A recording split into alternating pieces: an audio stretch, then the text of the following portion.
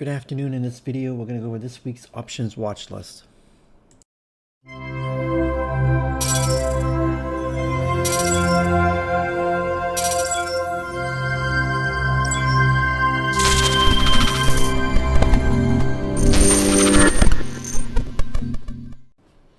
Before I get into the video, if you're not in the room, you can find the link in the description of the video and in the bio section of my social media accounts. Make sure you please like the video and subscribe to the channel if you haven't already.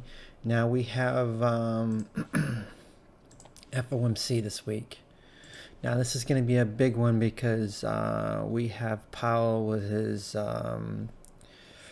press conference, his economic projections. So this is going to be a pretty substantial one for Wednesday. So definitely keep an eye on that. The week could be choppy. Monday and Tuesday could be choppy or small range or whatever until FOMC. So that will be the mover of the week. So we'll definitely have to play accordingly and see what happens. So with that said, I'll start with I got a few on the bearish side and a few on the bullish side. So now if you're new, the bullish side, it means if the market's strong, I'll look at those, and if the market's weak, I will look at the bearish side because they have the best they'll have the potentially have the best moves in that direction. So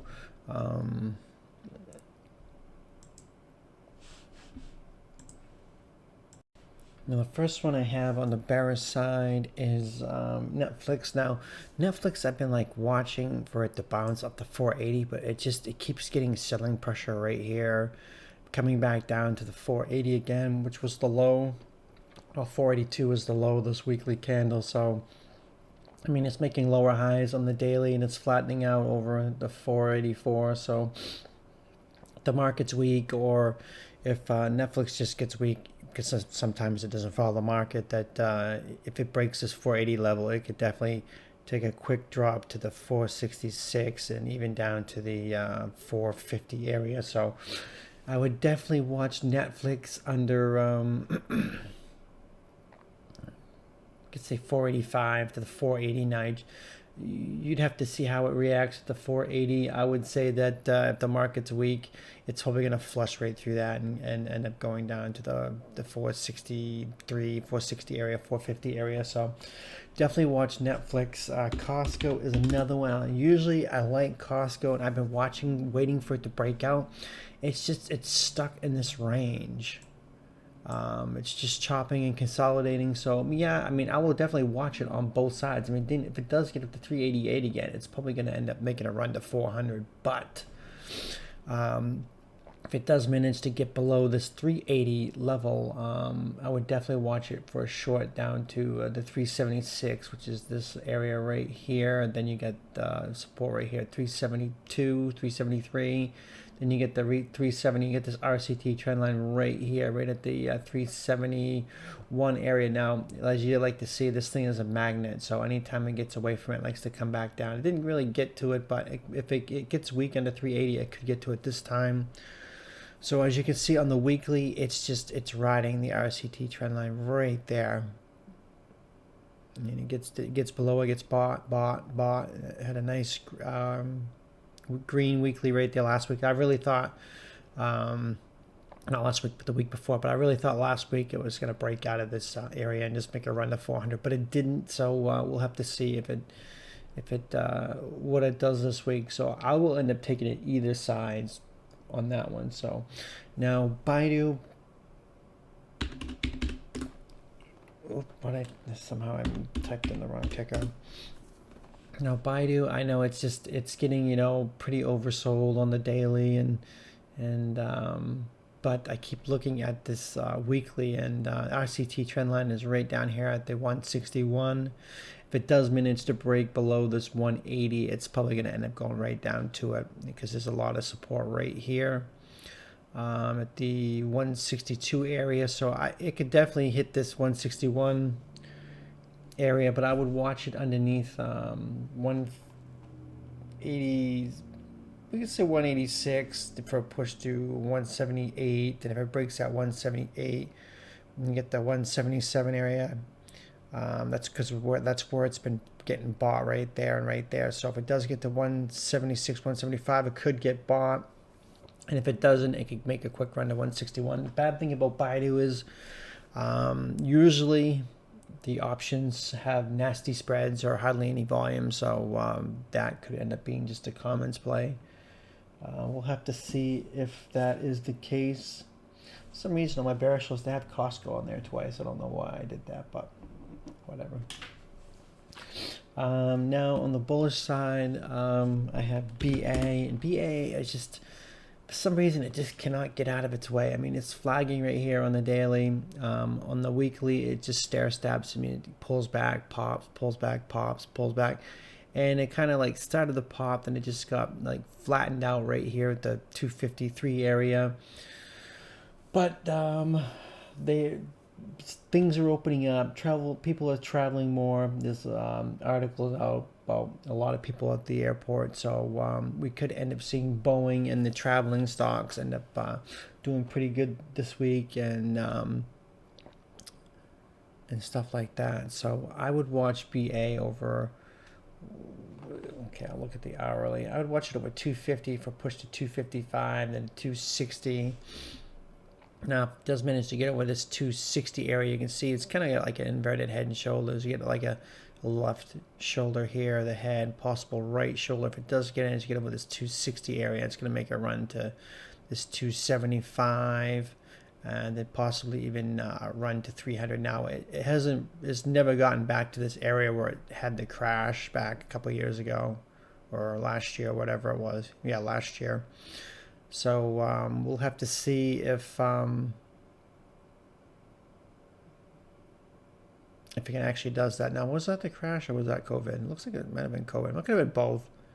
I don't. Yeah, well, it's COVID's time frame right here, but I know that they had a crash too, or they had issues with planes. So it's probably both, if I remember correctly. But anyways, it does manage to get over 275. It's going to probably push to 300. Now, there's a lot of resistance right here at the 314, 315 area.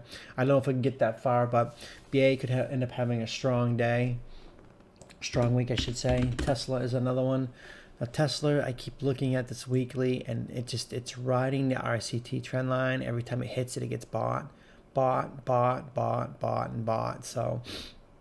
if it does manage to get over this 620 area, I wouldn't even say. If you can get over to 615, push to the 623, 630. And if it does manage to get over this 630 area right here, it's probably going to end up going to 640, 650, 660.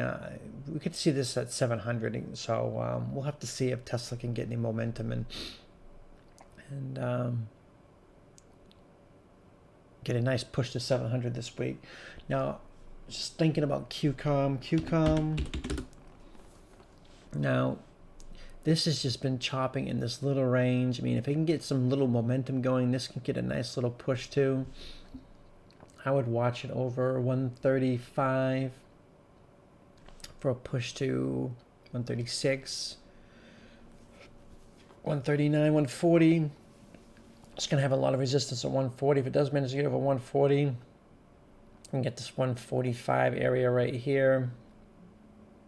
Then you have gap resistance at 150. So if it does manage to get a strong move this week, I think that it should stall out right around 150 because that's gap resistance, and it's been down here in the 130 range, 125, 130 range for a long time. I don't think it's going to go to 150 then straight and fill the gap. If anything, it's going to go to 150 and stall out, maybe pull back, or maybe just chop, then end up making the gap fill. So